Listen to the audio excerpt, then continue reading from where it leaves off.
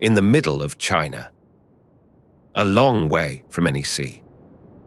There is a river valley where the soil is the color of pale ash. The wind has been laying that soil down for a very long time. It blows off the deserts to the north and west, a fine dry dust. And over hundreds of thousands of years, it has settled here in beds hundreds of meters deep. Farmers have worked it for 40 centuries. It has one useful quality above all others. It holds a shape when you cut it.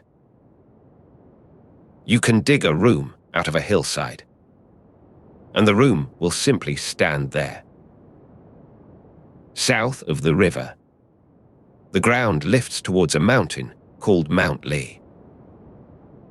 On the flat land at the mountain's foot, there is a hill that is not a hill. It stands about 76 meters high, and it is the wrong shape for this landscape. It has 4 sides.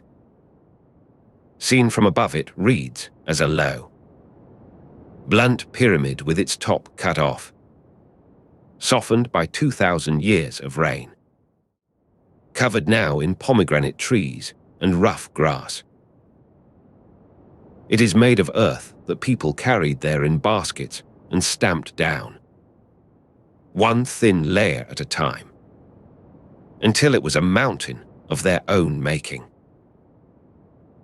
Inside it, so far as anyone can tell, lies a man who died in the summer of 210 BC. We know his name. We know roughly where he is. We have known since the beginning of written history in this part of the world. The hill has never been lost. It was never buried and never forgotten.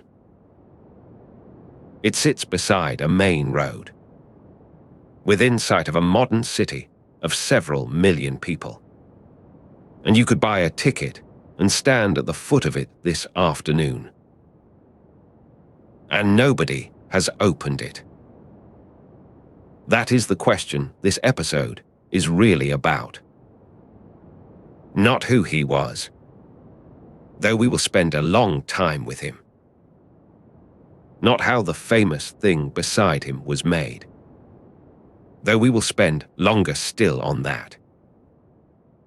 The question underneath is quieter.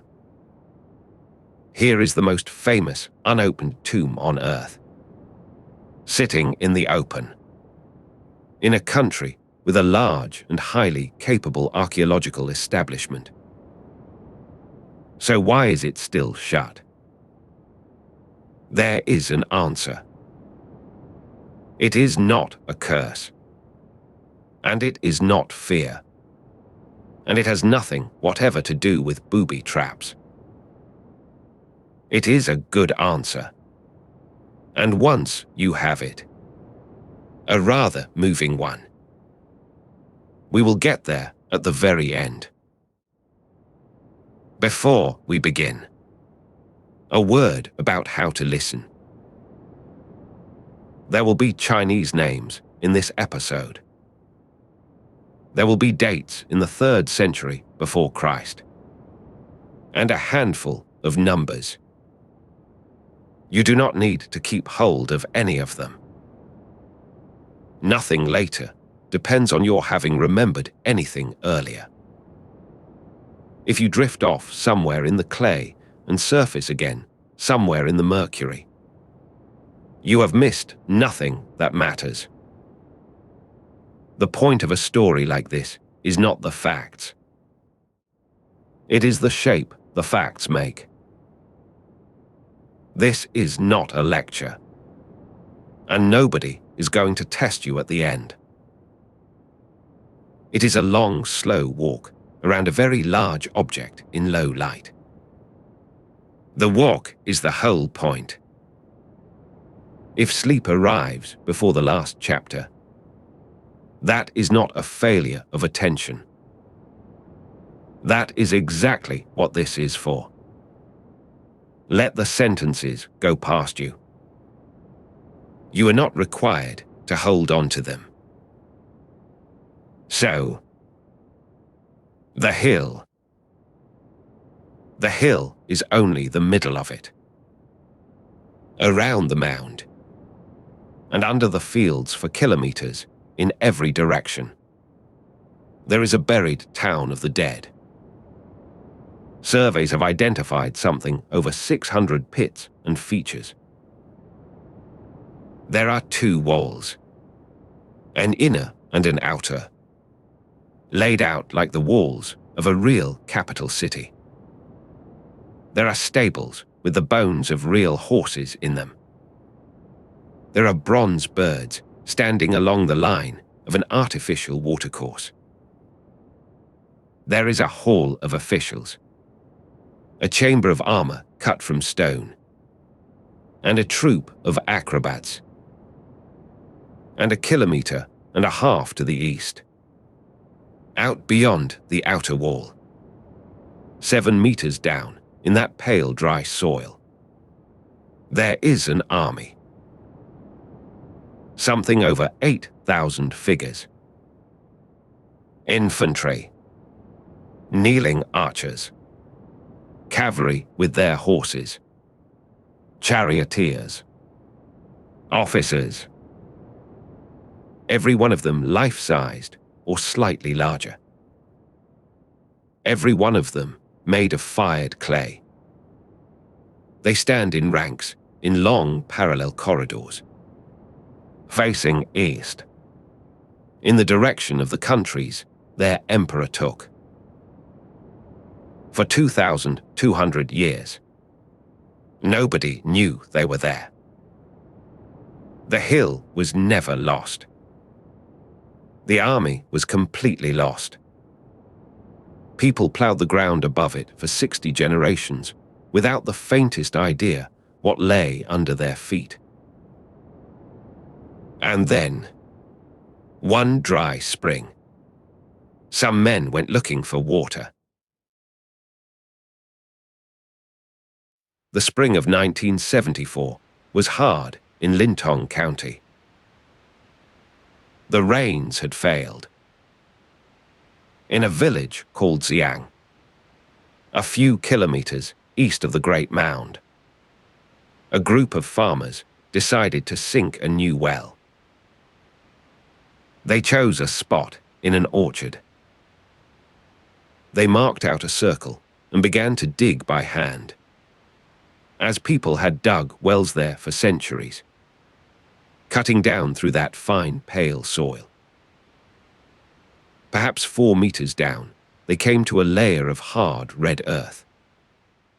Then their tools struck something that was neither earth nor stone. It was fired clay. A curve of it, thick and heavy, the wall of something hollow. They kept going, because the water was the point and the clay was in the way. What came up over the following days was a torso, then a head, then bronze arrowheads and pieces of paving brick and fragments of limbs. The head was life-sized, and it had a face on it. Accounts of that moment vary, and the story has been retold so many times since that it is hard to know which details are original.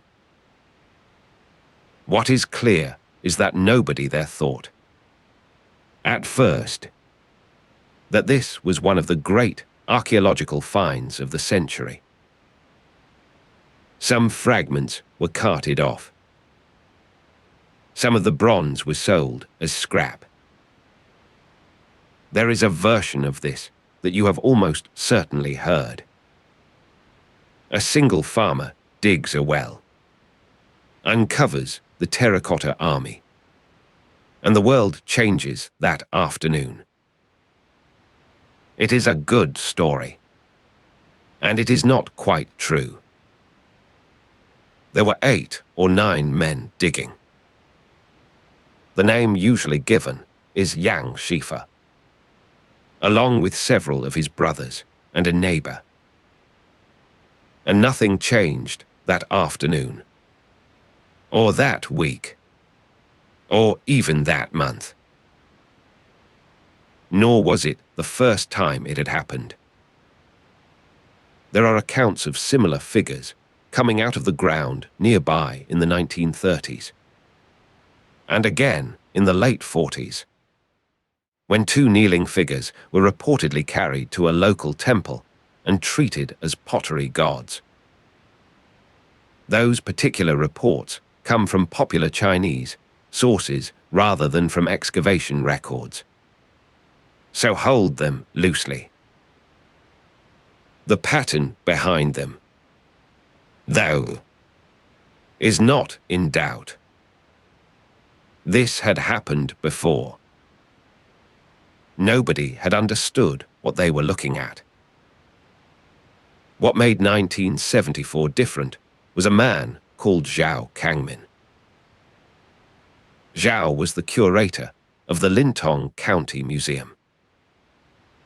Curator is a rather grand word for what the job actually was.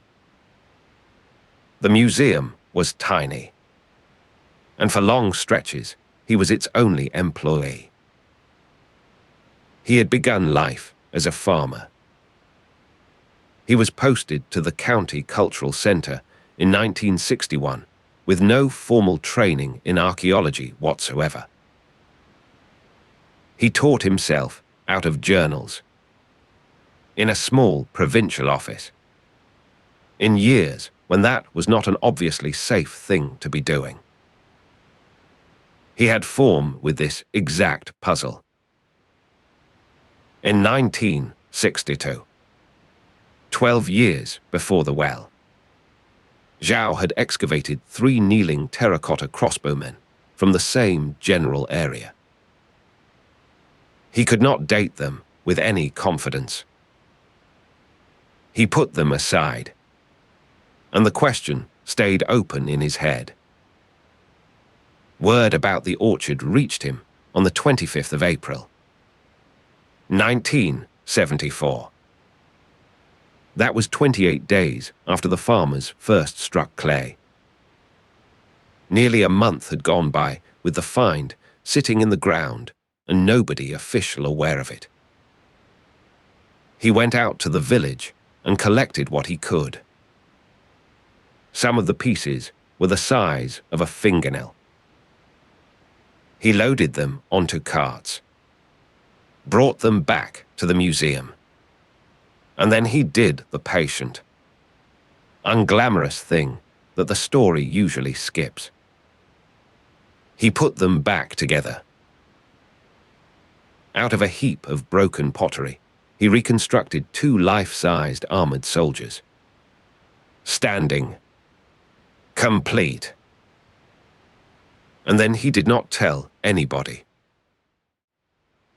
This is the part worth sitting with for a moment. It was 1974. The Cultural Revolution was still running. Drawing official attention to the relics of a feudal emperor was not a neutral act. And a self-taught curator in a county museum had every reason to be careful.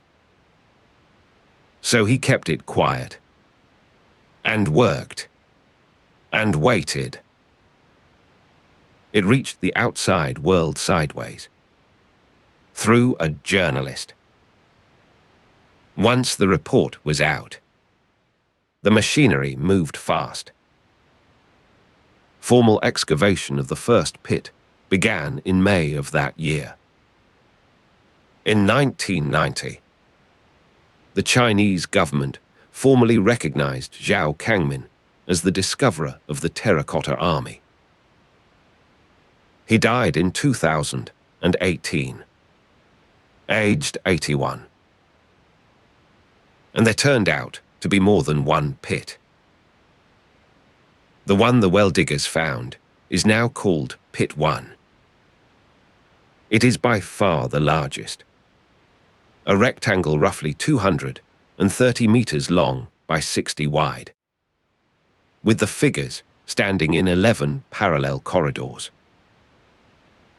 Something over 6,000 of them are thought to be in there. Fewer than 2,000 have been lifted and stood back up. And about a third of the floor area has been excavated at all. Test drilling in 1976 found a second pit a little to the northeast. Pit 2 is a mixed force. Kneeling and standing archers. Cavalry with their horses. Chariots. A third pit turned up a few weeks after that. Much smaller. Holding 68 figures and a single chariot. Pit 3 looks like a command post. And it is the only one that has been completely excavated. There is a fourth pit. It is empty. It was dug, and then nothing was ever put in it. And we will come back to why at the end. Zhao put the argument about credit rather sharply in later life. Seeing is not the same as discovering. He told an interviewer. The farmers saw the fragments. They did not know what they were. That is a press quotation rather than a document. So treat the exact wording gently. But the distinction it draws is a fair one. And it applies to almost every famous discovery you can name. One last thing before we leave the orchard. Because photographs give a false impression without meaning to. The army was not found standing. The wooden roofs over the corridors collapsed long ago, and the figures underneath were crushed. Almost every warrior you have ever seen in a photograph is a reassembly. Somebody has knelt on the floor of a pit with a tray of fragments and worked out where each piece belongs. A single figure can take months. That work began with Zhao and a heap of chips the size of fingernails. And in a real sense, it has never stopped. To understand why an army was buried in a field, we have to go back 200 years before the well and meet the man in the hill. He was born in the winter of 259 BC in the city of Handan, and he was named Yingsheng. He was a prince of the state of Qin, which at that time was one kingdom among several, out on the western edge of the Chinese world. He became its king at the age of 13, in 246 BC. A 13-year-old does not rule. For the first years, a chancellor named Lu Bue governed in his name.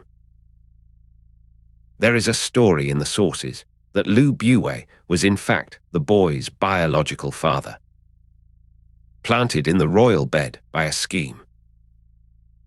Modern historians generally treat that as a later insertion, written to blacken the emperor's name after the fact, and it is best left out of the picture entirely. What the young king inherited was a competitive, exhausting, centuries-old situation.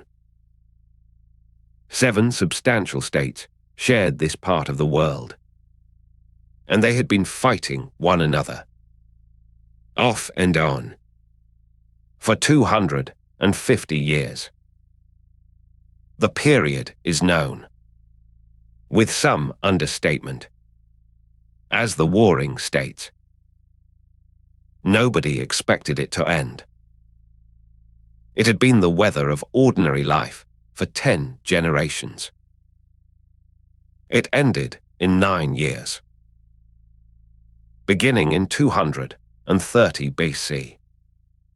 Qin took the state of Han. The following year it took Zhao. Then Yan. Then Wei. Then the great southern state of Chu. And finally, in 221 BC, the eastern state of Kai. 6 kingdoms in a decade. There had never been anything like it. And the man who had done it evidently understood that the old titles no longer fitted. So he made a new one. He combined 2 words previously reserved for legendary sage rulers and gods, and produced a term we usually translate as emperor. He called himself the first emperor, on the reasonable assumption that there would be a second, and a third, and so on for 10,000 generations. That title is the name the world knows him by. Qin Shi Huang. It is not really a name at all. It is a job description, meaning something close to first emperor of Qin, and he awarded it to himself at the age of 38.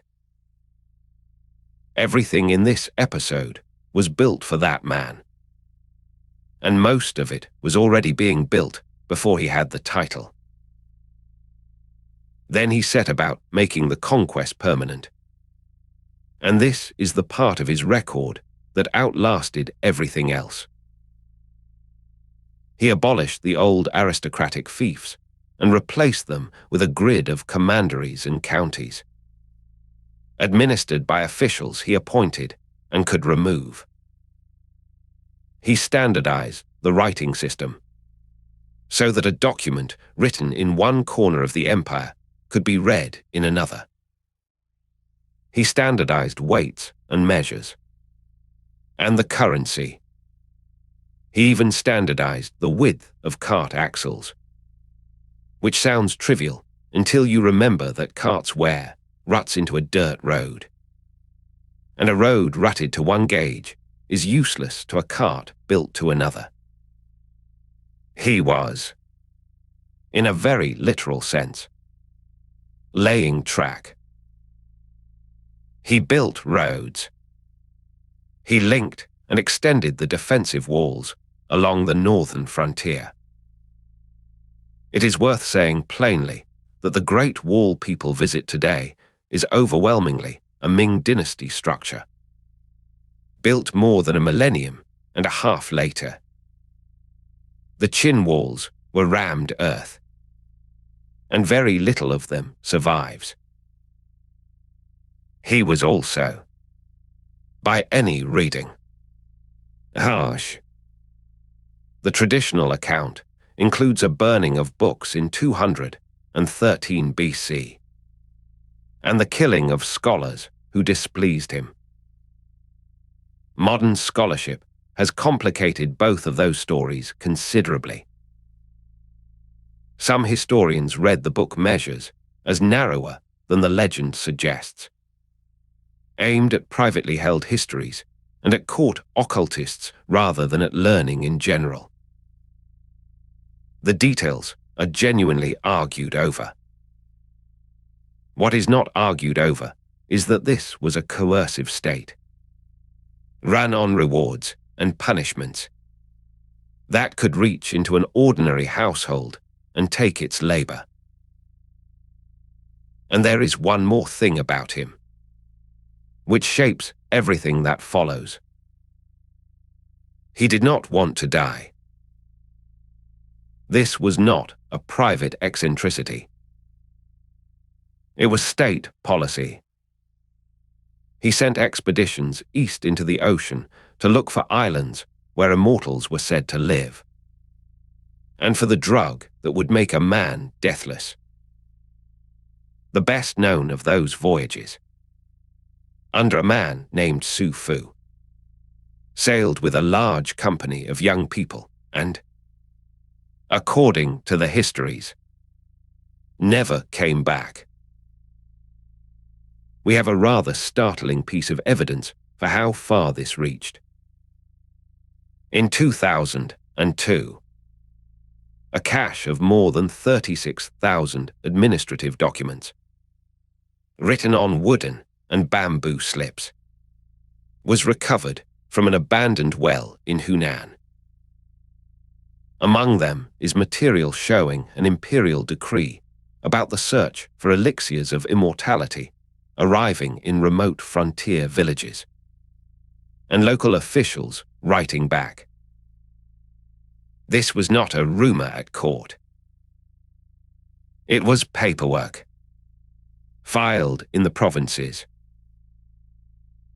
He died anyway, in the summer of 210 BC, aged 49, while traveling in the east. You will often read that he was killed by his own immortality pills, poisoned by the mercury in them. It is plausible.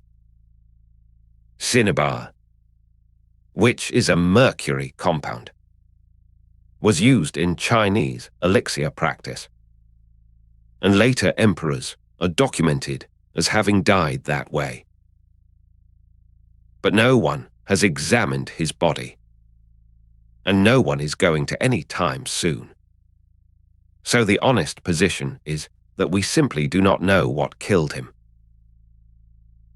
What happened next is one of the strangest passages in the histories. His chancellor concealed the death, because the succession was unsettled and a 2-month journey lay between the court and the capital. The imperial carriage travelled home as normal, with meals still being delivered to it. To cover the smell of the body in the summer heat, a cart of salted fish was reportedly attached to the procession. That detail comes from a single source, written more than a century afterwards, and it may well be too good to be true. Behind the screen, an order was forged. The emperor's eldest son was instructed to take his own life, and did. A younger and more pliable son was installed instead. The empire, built to last 10,000 generations, lasted about 15 years. Leave the politics there for a while. We are going to spend this chapter somewhere much quieter and much more physical. We are going to make a soldier. Start with the ground itself. The clay is local. Analysis of the fabric of the figures, led by researchers at University College London, working with Chinese colleagues, traced the raw material to deposits at or beside the mausoleum. Nobody was shipping clay across an empire. They dug it where they stood.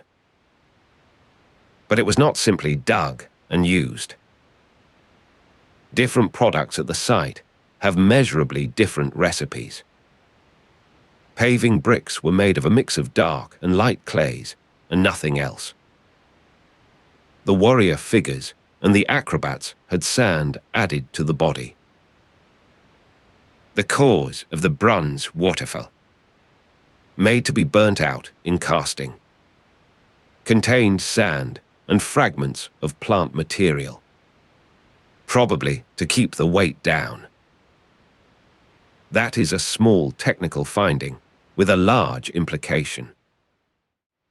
Somewhere on this site there was a clay works, a place where earth arrived, was cleaned and mixed and blended to specification, and was handed out to workshops as a paste suited to whatever they were about to make. It is worth pausing on the ordinariness of that. Before anybody makes an emperor's guard of honor, Somebody has to run the clay pit. Now the figure itself. From the ground up. The feet and legs of a standing warrior are largely solid. They are the base, and they carry a couple of 100 kilograms. So they are built heavy and simple. There is a nice observation from the specialists here. The legs appear to have been made much, as terracotta drainage pipes were being made in the same period, by the same kind of workshop. The plumbing of the empire and the army of the emperor came out of the same technique. The torso is different. It is hollow, and it was built by coiling. You roll clay into a long rope, and you lay the rope in a ring, and then another ring on top of that, and another, working upward, smoothing the joins with your hands as you go. It is one of the oldest ways of making a pot, and it scales. A person can build a hollow human chest this way in an afternoon. The arms, the hands, the ears and the head were made separately. Those came out of moulds. Then everything was joined with slip, which is clay thinned with water, working rather like glue. And here we arrive at the most repeated claim about the Terracotta Army, which is that every single face is different, and that each one is the portrait of a real soldier. The first half is nearly true, and the second half is not. Scholars working on the figures have identified roughly 10 base facial forms, 10 moulds, or thereabouts, for 8,000 heads. The variety comes afterwards.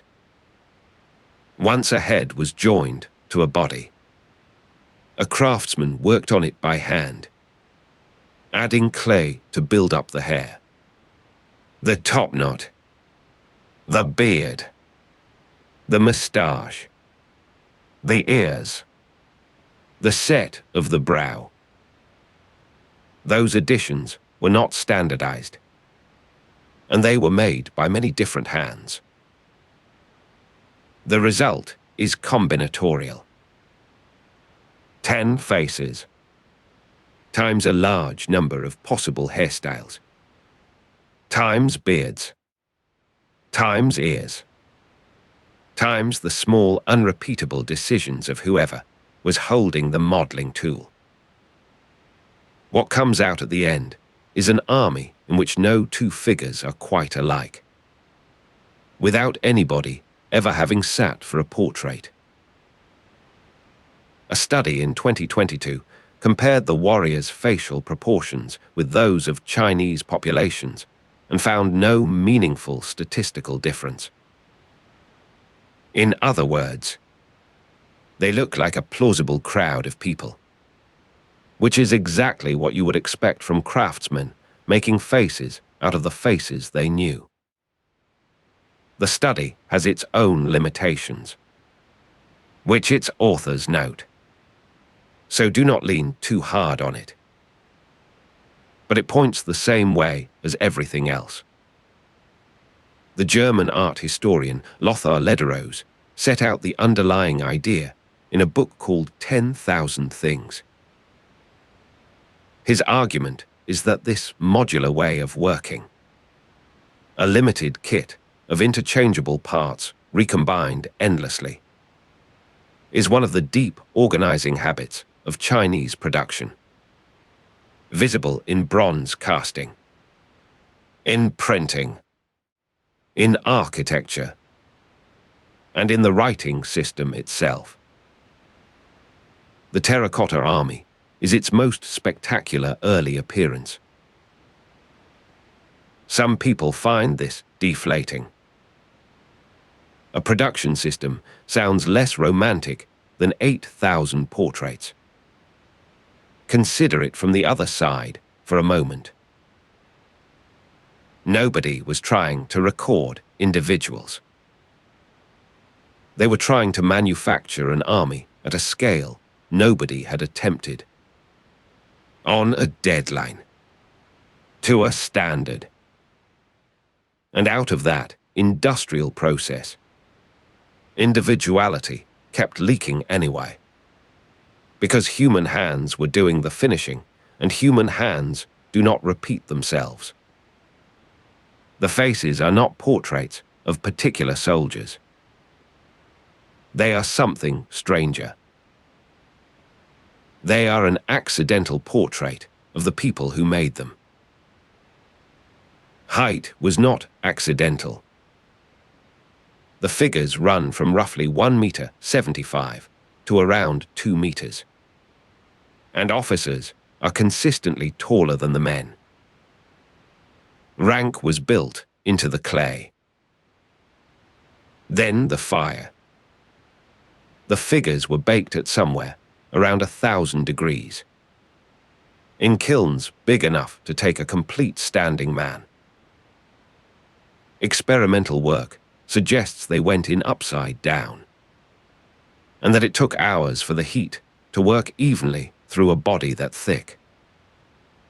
These particular numbers come from museum literature rather than from a paper anyone can point to.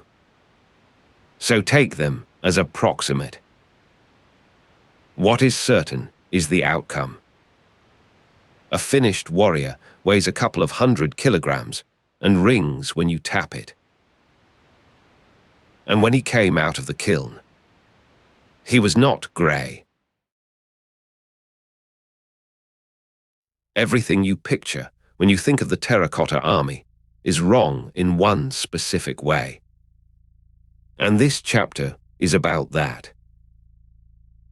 The color you have in your head is the color of unglazed pottery. Warm grey. Brownish. The color of a flower pot or of dust. Rank after rank of stone-colored men in a stone-colored trench. They were painted. All of them.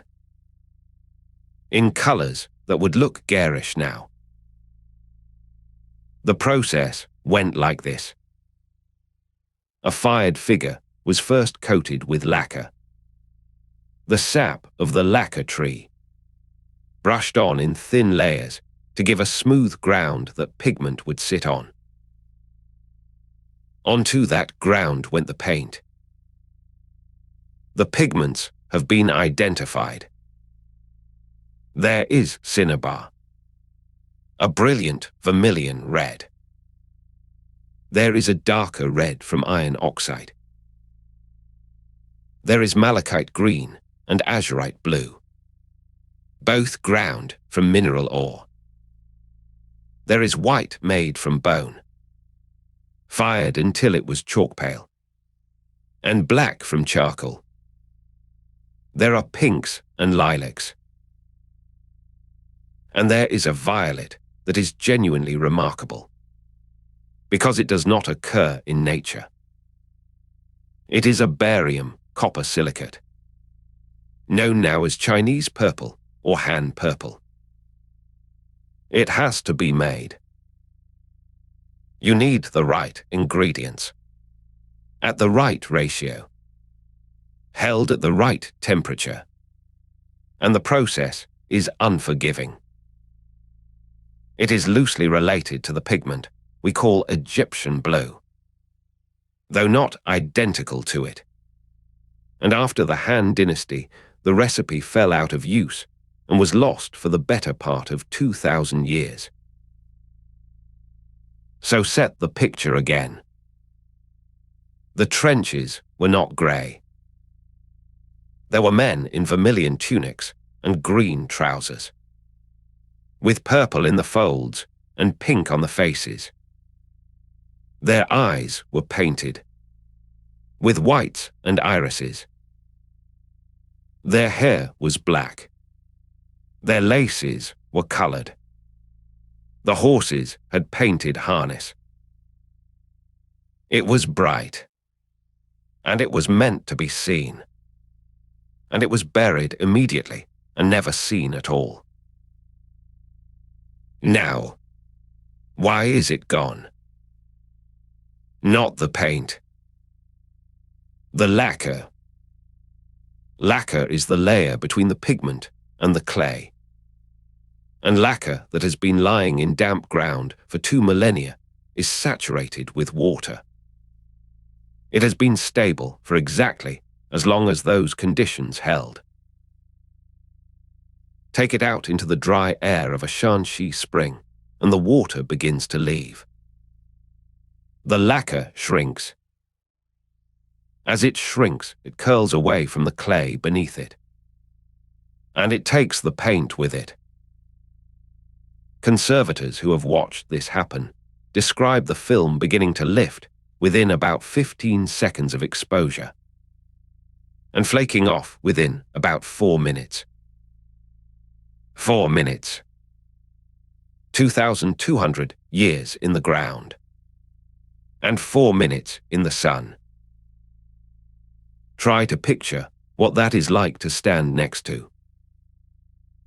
You have spent the morning on your knees with a brush and a bamboo pick, working the soil back from a shoulder.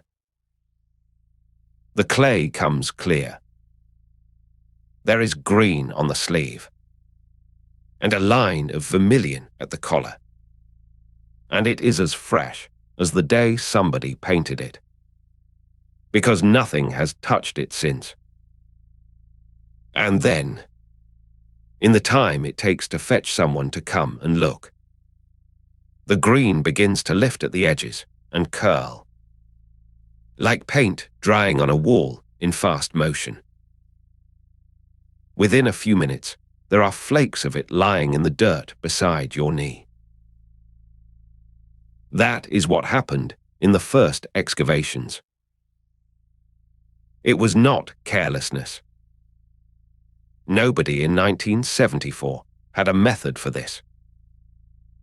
The color came up out of the earth and went, in front of people who could see it going and could not do anything at all about it. The methods came later, and they came slowly. From the 1990s, Chinese conservators worked with a team from the Bavarian State Conservation Office on the problem of stabilizing the lacquer before it can dry. One approach sprays the surface with polyethylene glycol, a synthetic compound that soaks in and substitutes for the water that is leaving. So the film has no reason to shrink. It works. It also darkens the figure, which is an honest trade rather than a triumph. Another approach consolidates the paint with a resin driven into the surface and then hardened with an electron beam. Both of these are delicate, slow, expensive procedures performed on objects the size of a person. In the field, against a clock measured in minutes. And this is why excavation at the site has become so deliberate. When you open a corridor now, you are not choosing whether to find warriors. You are choosing whether you are equipped today to keep the color on the ones you find. Hold on to this chapter. It is the small version of the question we started with. The reason nobody has opened the hill is written on the surface of every figure that came out of the ground before we knew how to look after it. There is a habit in Qin administration that turns out to be enormously useful 2,000 years later. The state liked to know who was responsible for things. Workshops producing goods for the court were required to mark what they made. A name went onto the object. If the object was faulty, the person named could be fined. It is quality control of a very direct kind. And it is why we can read something of the labor force out of the figures themselves. The marks are there, in inconspicuous places, stamped into wet clay on a hem, or scratched into a fold of a robe, or tucked under an arm where nobody would look. Somewhere in the region of 80 names of foremen have been recovered from the army so far, though the exact count varies between publications. So treat the number as a rough order rather than a tally. Some of those names are prefixed in a way that identifies them as palace workshops, part of the imperial establishment. Others carry the marks of local workshops, ordinary county potteries pulled in to meet the demand.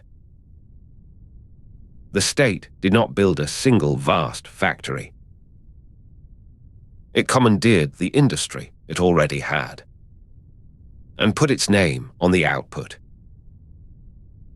And here is the detail that ties the whole operation together. The same workshop stamps that appear on the warriors appear on roof tiles excavated at the mausoleum. The people who made the Emperor's Guard also made the tiles for the buildings above them. These were not sculptors in a special studio. They were the Empire's potters, doing an extraordinary job with the skills and the sheds they already had. There is a second kind of name on the figures, and it is more affecting.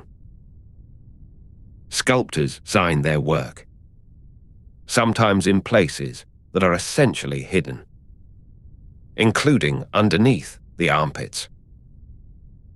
Somebody built a man out of clay, and then reached round into the shadow under his raised arm and wrote who had done it. That is one half of the workforce. Skilled people, organized, accountable, and just a little proud. Now the other half. Because a monument this size was not built by craftsmen alone, and the record of what it cost is also in the ground. There are cemeteries associated with the mausoleum.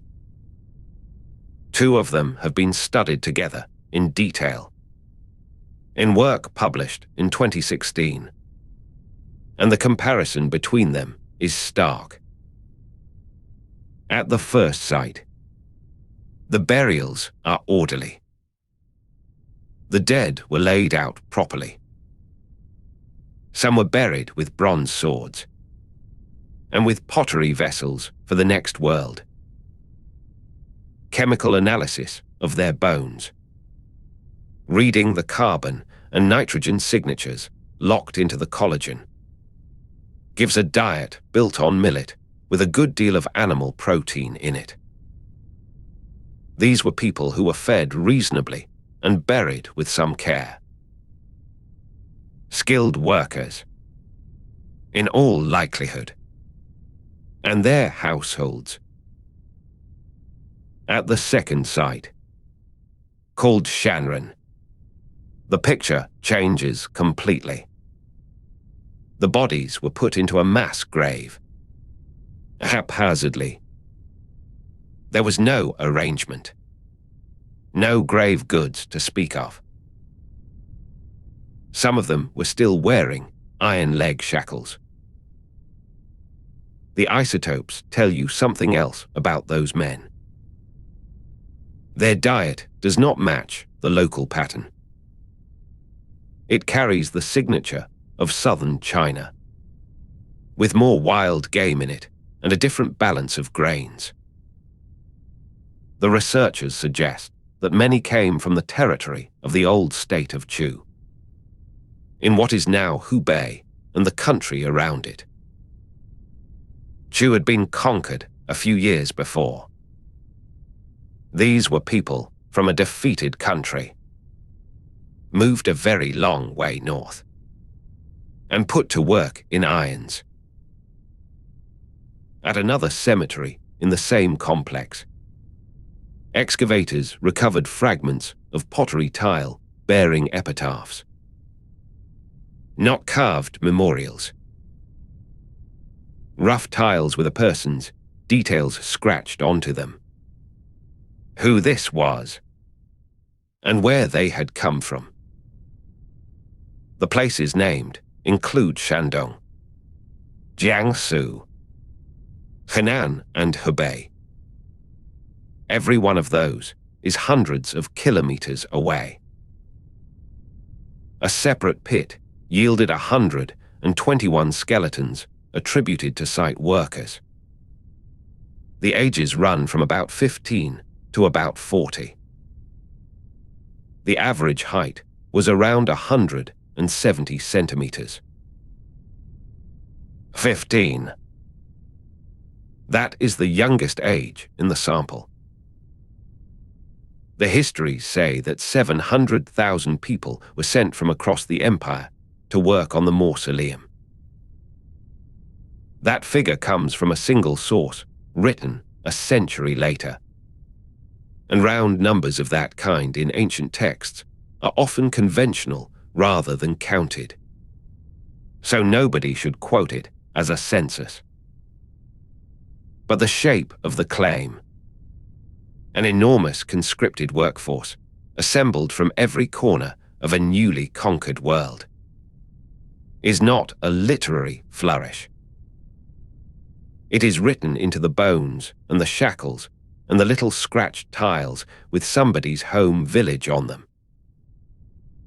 Two kinds of worker, in the same ground, a few hundred meters apart.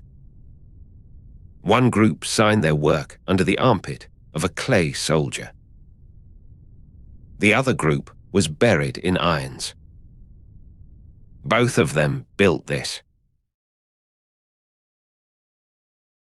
Now the weapons, and a myth that died quite recently. The pits have produced more than 40,000 bronze objects.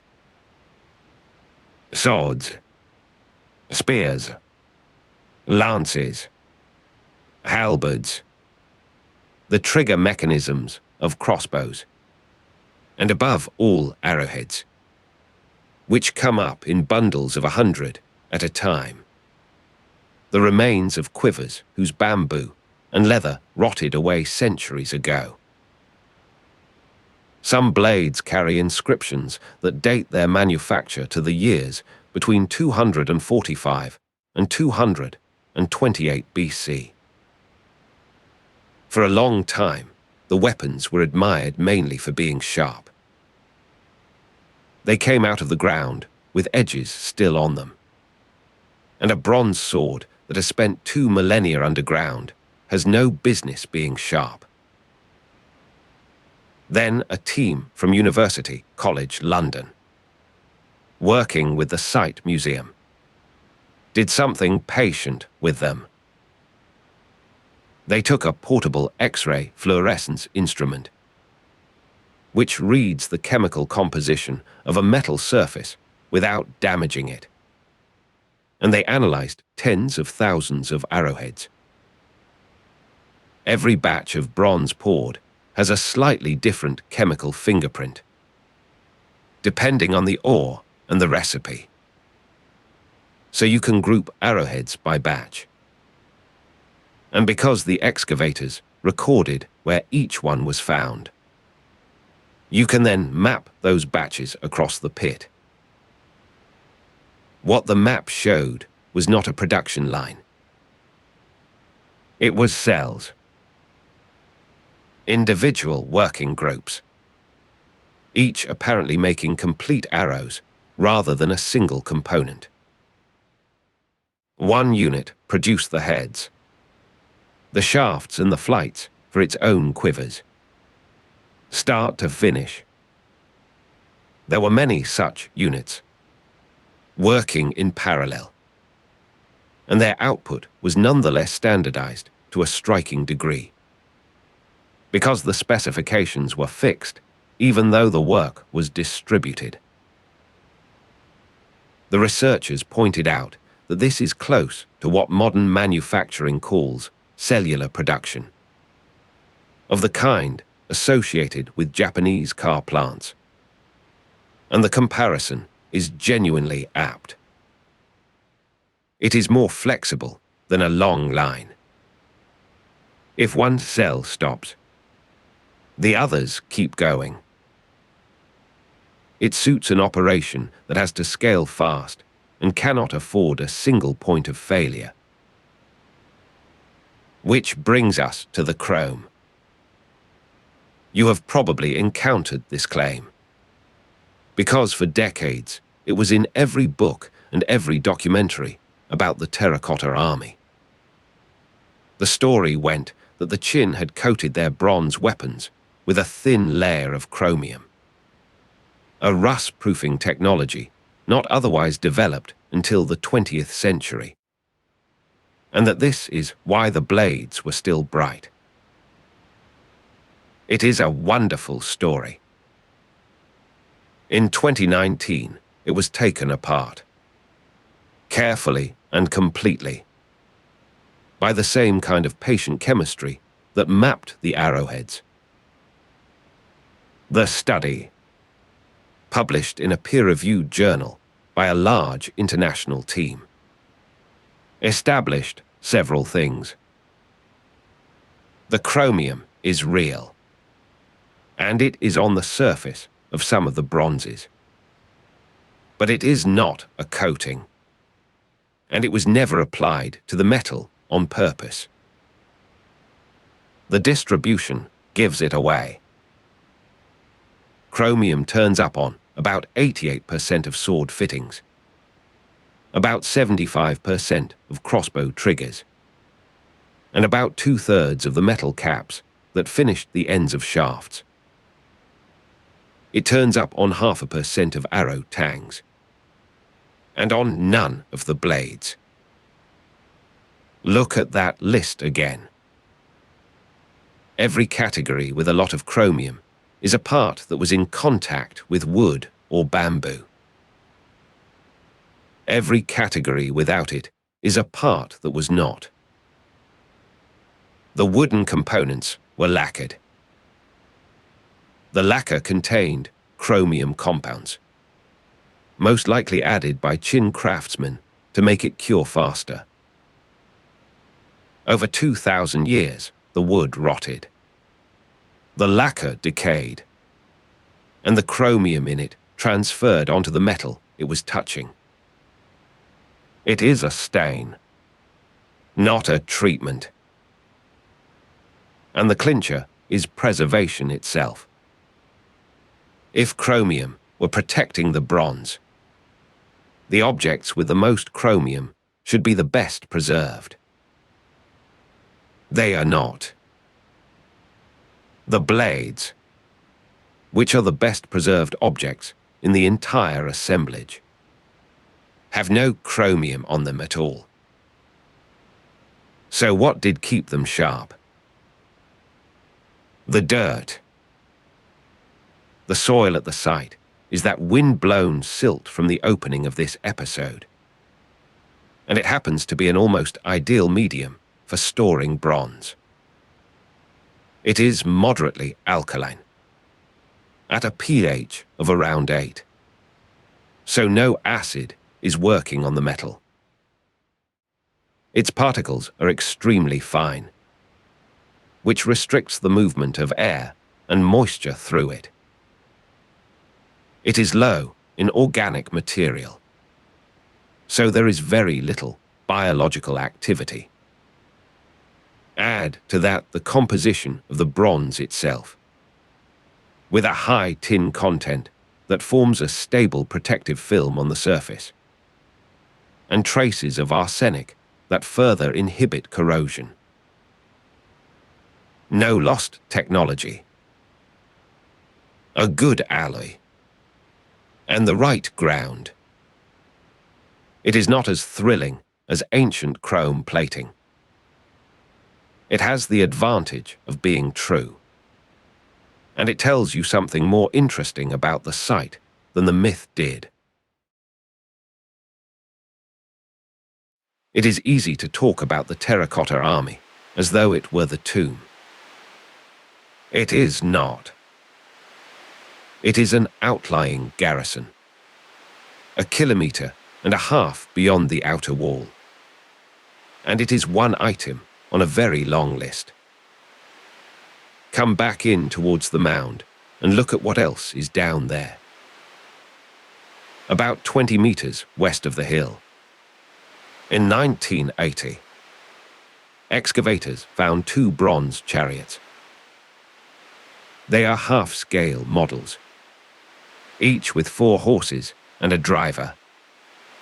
And they were recovered in thousands of fragments.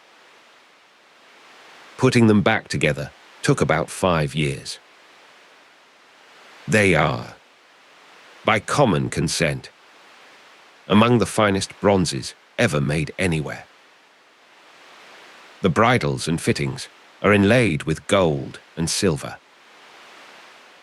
The second chariot is an enclosed carriage with a domed roof and sliding windows that actually slide. There are thousands of separate components in each one. Both are classified among the objects that may never leave China for exhibition abroad.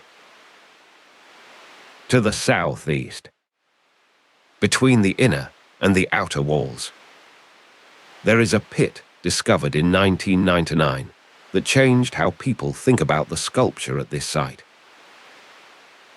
It contained bronze ritual vessels and a group of terracotta figures who are not soldiers. They are bare-chested, in short skirts. Some are lean and wiry. Others are enormously heavy through the shoulders and the belly. They are caught mid-action, in poses that suggest lifting, balancing, climbing a pole. They are usually called the acrobats, and they were probably a court entertainment troupe. The interesting thing about them is anatomical. The soldiers are superb, but they are made to a formula. These figures are not. Muscles bunch and slacken. Weight sits on one hip. There is a soft belly that hangs the way a real belly hangs. Whoever modeled these had looked hard at unclothed human bodies and understood what happens under the skin. That capability existed all along in the workshops. The army just did not call for it. Elsewhere in the complex, there is a pit of armor.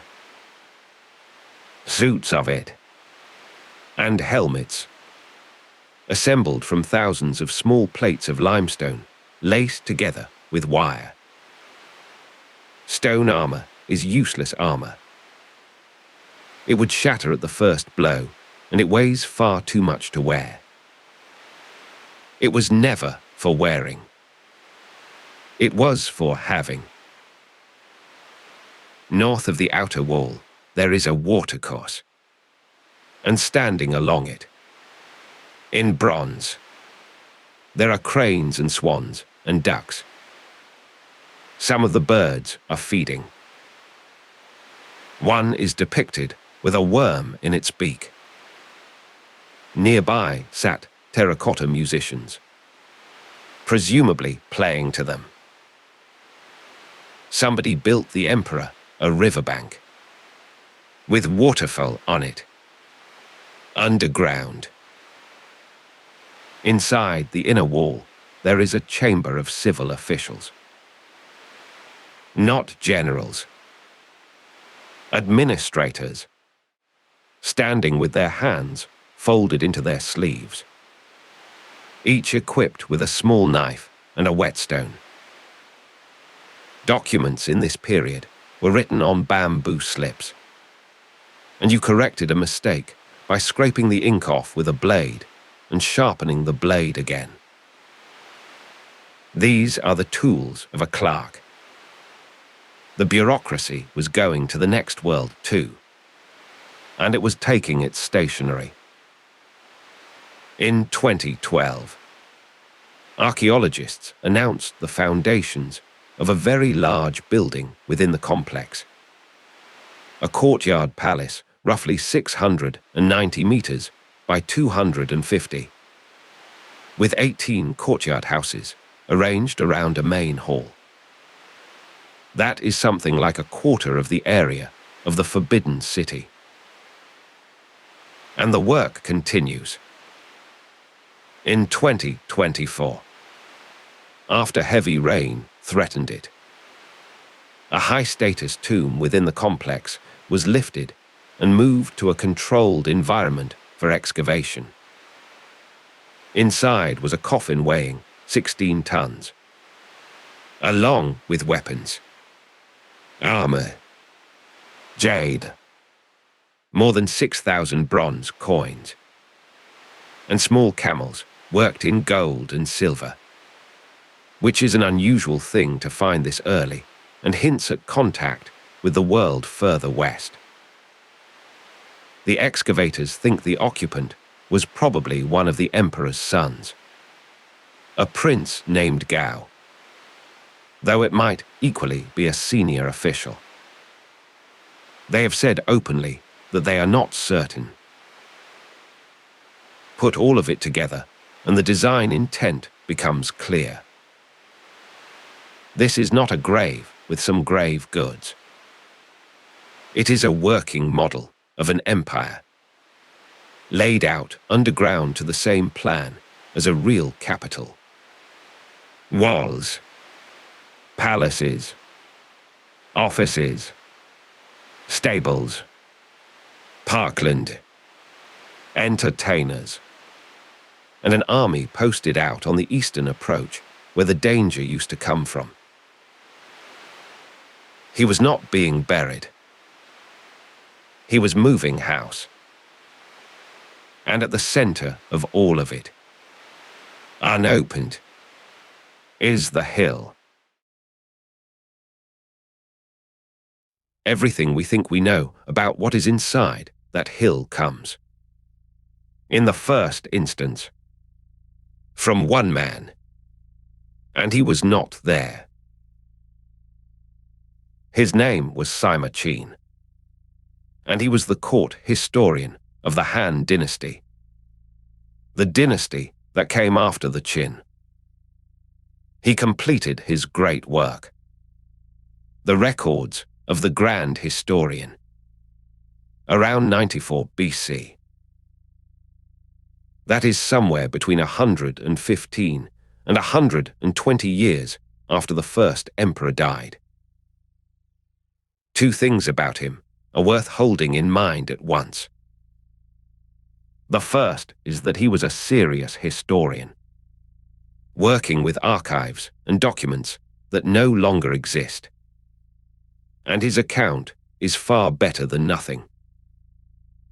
The second is that he was writing under the regime that had overthrown the Qin, and which justified itself by the Qin's excesses. A description of monstrous imperial extravagance was not an inconvenient thing for him to produce. His account of the tomb is short, and it is the reason people have wondered about this hill ever since. He says that 700,000 men were sent from all over the empire to work on it. He says they dug down through 3 underground springs and sealed the chamber with bronze. He says the tomb was filled with models of palaces and towers and the offices of 100 officials, and stocked with treasure. He says craftsmen installed crossbows, rigged to fire automatically at anyone who broke in. He says that mercury was used to represent the 100 rivers of the empire, the Yangtze and the Yellow River and the Great Sea, and that it was made to flow by some mechanism. He says the constellations were represented on the ceiling above, and the features of the land below. He mentions lamps filled with an oil that would burn for a very long time. And he says that, when the burial was complete, the inner passage was blocked and the outer gate was let down, and everybody still inside was sealed in with the emperor. Now, before we ask which of that is true, notice what is missing from it. Sima Qin does not mention the Terracotta Army. Not a word. 8,000 life-sized figures. The largest sculptural project of the ancient world.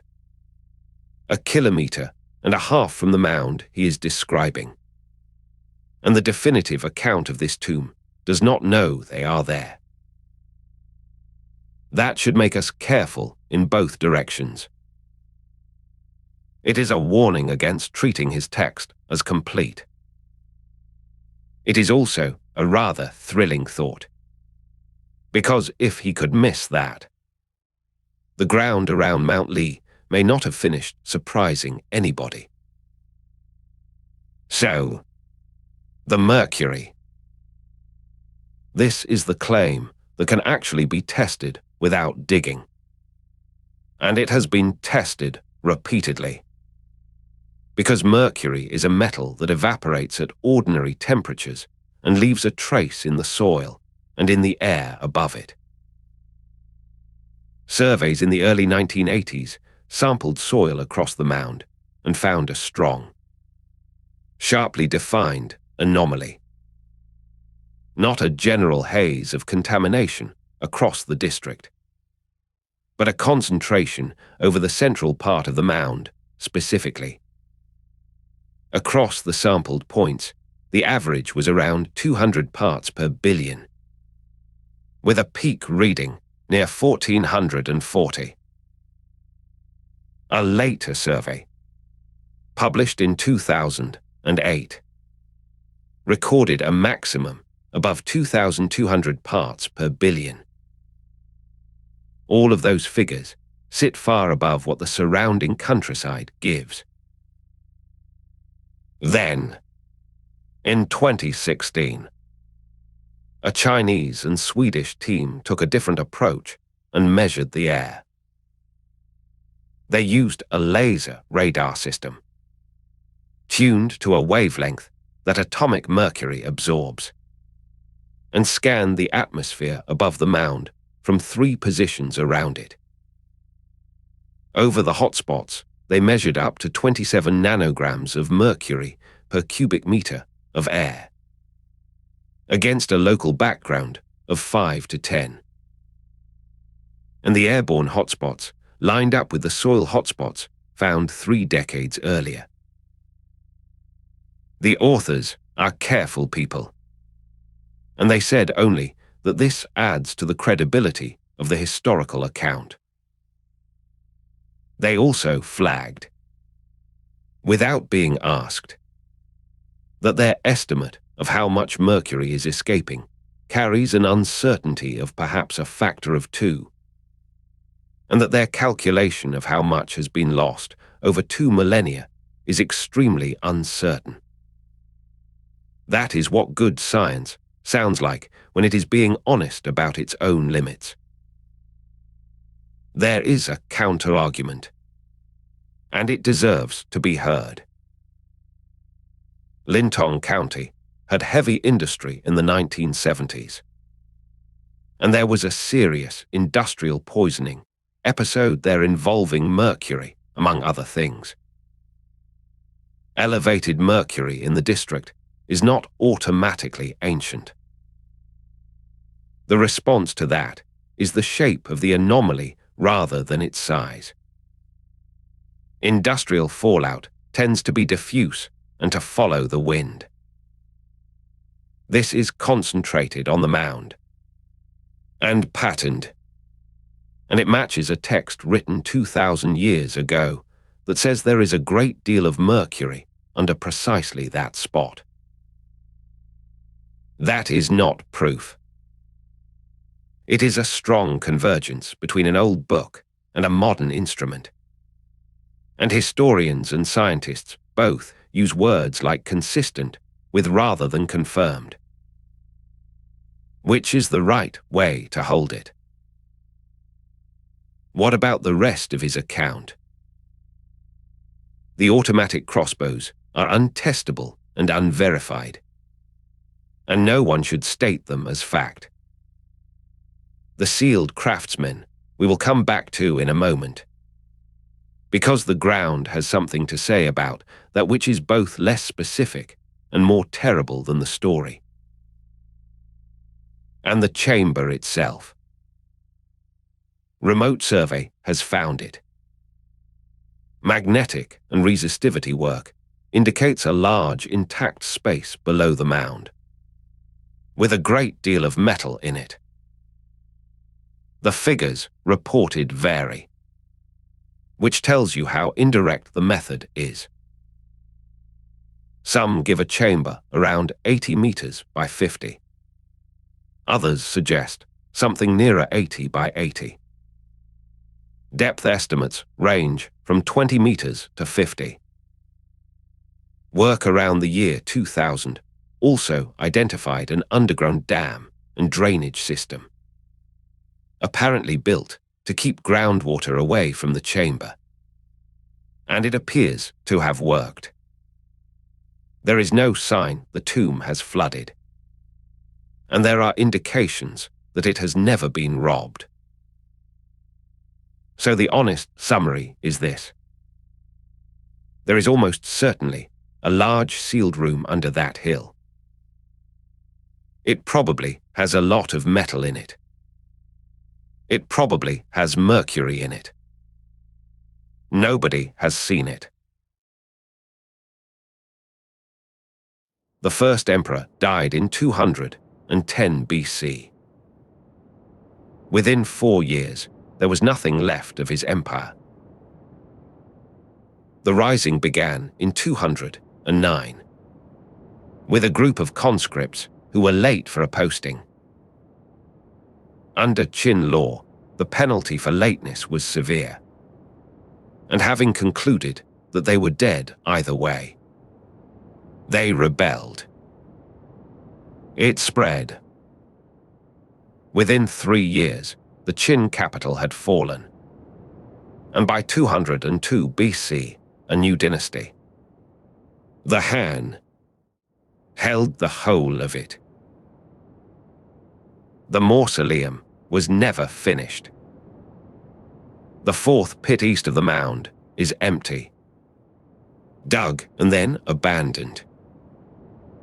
The histories say the enormous labor force was pulled off the site and sent to fight the rebellion instead, which is exactly what an empire in its last months would do. Something happened to the pits shortly after that, and the evidence for it is unambiguous, even though the cause is not. There was a fire. Figures in the first and second pits show burning. The remains of the ceiling rafters are charred. The weapons that should be in the hands of thousands of soldiers are largely missing. Somebody opened the corridors, took the bronze, and either set fire to the place or left it in a state where fire found it. Tradition blames the rebel general Xiang Yu, who took the Qin capital and is said to have looted and burned the imperial tombs. One version adds a shepherd, hunting for a lost sheep with a torch in a pit that had already been broken open. Historians disagree about how much of the destruction narrative to believe, and some doubt the whole account of large-scale looting. What is certain is that the roofs came down, and the figures beneath them broke. And everything that has been standing in those pits since 1974 has been standing because someone glued it. Then, for 2,200 years, nothing. The hill stayed where it was. Dynasties came and went above it. Farmers worked the fields over the army without knowing. Travelers noted the mound. Occasionally somebody's spade came up with a piece of a face, and nobody knew what to make of it. It is a very long silence, and it ends with a drought and a well and a self-taught curator with a cartload of fragments. Which brings us back, at last, to the question we started with. Why is the hill still shut? The straight answer is that opening it would destroy what is inside. And everybody involved knows this, because it has already happened twice. It happened here. The color came off the warriors in the first excavations because nobody had a method. And it went in 4 minutes. And it is not coming back. Every grey figure in every photograph is a receipt for that lesson. And it happened, even more painfully, at another imperial tomb, 500 kilometers away. In 1956, Chinese archaeologists opened the tomb of the Wanli Emperor of the Ming dynasty, a site called Dingaling. It was chosen as a trial run. The plan was to practice on it before attempting a larger and more important tomb nearby. The trial went badly.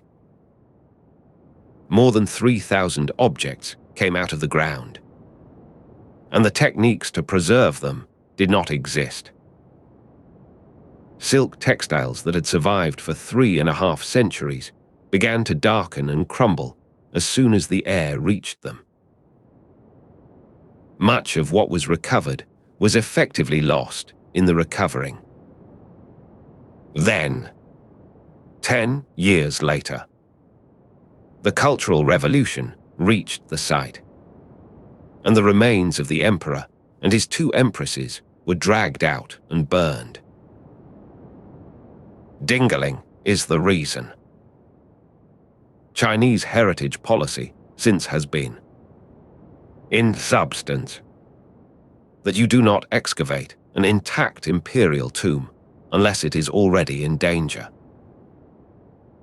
No proposal to open one has been approved since. The State Heritage Administration has turned down proposals for this tomb specifically.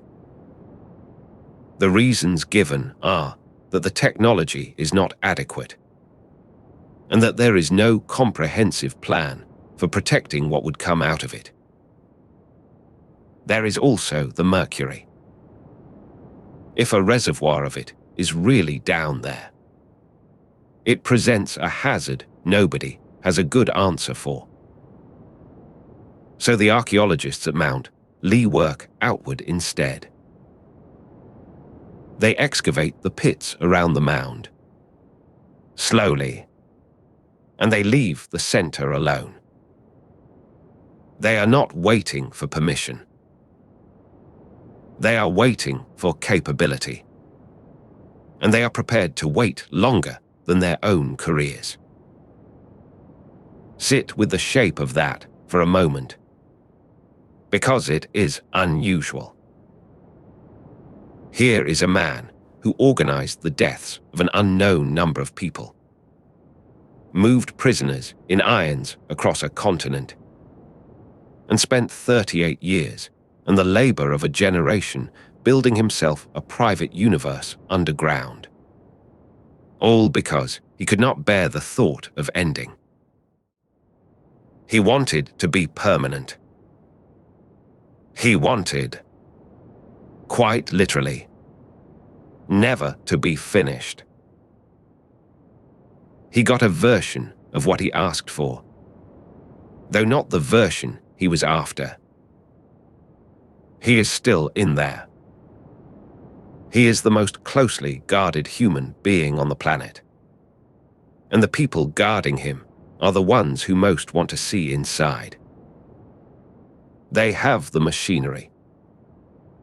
They know the address. Nobody is stopping them but themselves. And they have decided that the right thing to do with the greatest unanswered question in Chinese archaeology is to leave it standing and to hand it on, unopened, to people who will be better at this than they are. That is a form of patience that is quite hard to find anywhere else. It is not superstition, and it is not timidity.